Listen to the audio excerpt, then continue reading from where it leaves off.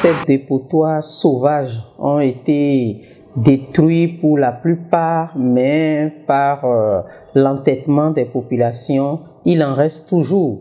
Le cas que vous avez vu tout à l'heure à côté de notre clinique, déjà c'est un centre de santé, c'est une clinique, et ces dépotoirs-là nous envoient des odeurs vraiment insupportables. Qui vient se faire soigner pour venir attraper une autre maladie, ce n'est pas très gai.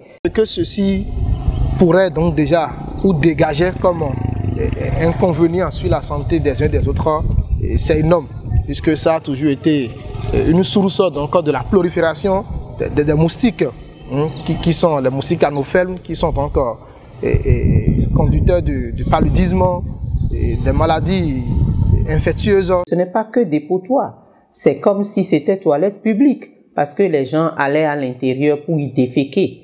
Et tout ça, nos enfants qui passent sur les tas d'ordures, qui vont ramasser toutes sortes de maladies, parce qu'ils vont mettre la main dans ces ordures et les porter à la bouche avec l'air. Les microbes qui sont là seront transposés sur les nourritures et tout que les gens vendent à côté, dans les parages, et ce qui peut entraîner beaucoup de maladies particulières, surtout les maladies pulmonaires, les maladies digestives. Une fois que ce dépotoir sauvage a été démoli, ça va beaucoup impacter positivement la santé des uns et des autres. Même temps,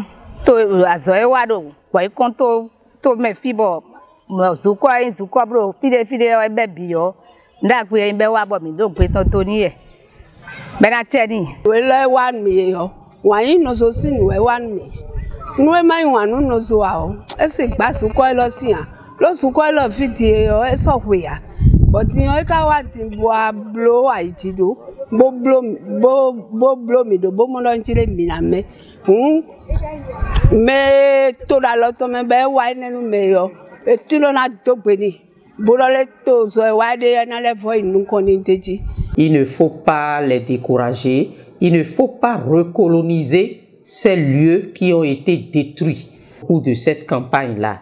Donc, je demande à mes compatriotes, mes frères et sœurs, d'aller s'abonner aux structures de ramassage d'ordures et non mettre des ordures à des endroits qu'ils veulent.